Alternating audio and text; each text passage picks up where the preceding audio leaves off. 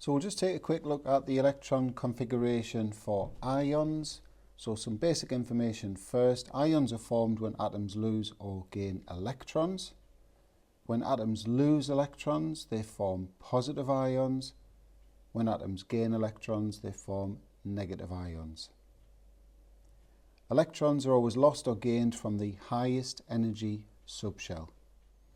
So there's just a quick reminder of the energy ladder for the different subshells. So you can see that we've got 1s right at the bottom, then you've got 2s, then 2p, and so on. And then the final thing to say on this slide is beware of the positive ions of transition elements. I'll explain more about that later. Okay, so we'll look at some examples. So we're going to write the electron configuration for the aluminium 3+ ion. So we'll just identify aluminium on the periodic table first of all. So it's forming a 3+ ion, so it's going to lose 3 electrons. So when I teach this to my students, I sort of get them to think about if it was a board game. So they're losing 3 electrons, they're going to go back 3 spaces. So if you go back 3 from aluminium, where do you end up? You end up at neon. So the aluminium 3+ ion has got the same electron configuration as the neon atom. So it's going to be 1s2, 2s2, 2p6. So we'll have a look at S2- now. So just identify sulfur on the periodic table. This is a 2- ion, so now we're gaining 2 electrons. So using that board game analogy, we're going to go forward 2 places. So we're going to end up there. So the S2- ion has got the same electron configuration as the argon atom, so it's going to be that. So we'll just look at an unusual one now. So carbon with a 1+ charge. So there's the carbon atom. So 1+ means it's losing 1 electron. So it's going to go back 1 space to boron. So the C1+ ion has got the same electron configuration as the boron atom. So it's going to be 1s2, 2s2, 2p1.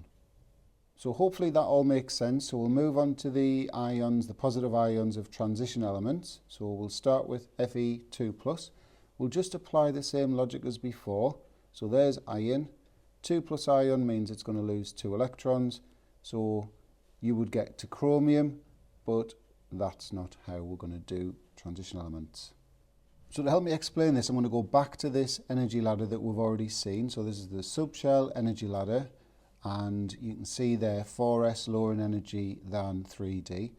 However, once that 3d subshell starts to fill up, so you've got electrons going in there, what they'll do is they will repel the 4s electrons, and that effectively raises the energy of the 4s subshell, and they basically flip around like that.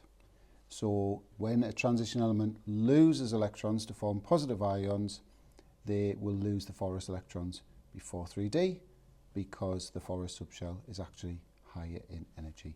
Now don't worry, you don't need to know all of that. You just need to remember that the 4s electrons are lost before 3d.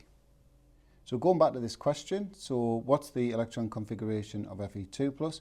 Well, the atom would be 4s2, 3d6, just considering those last 2 subshells.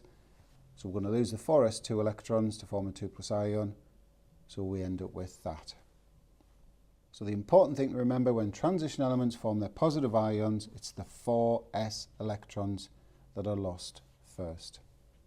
So if we apply that to Fe3+ now, so just remember the atom, the iron atom is 4s2, 3d6.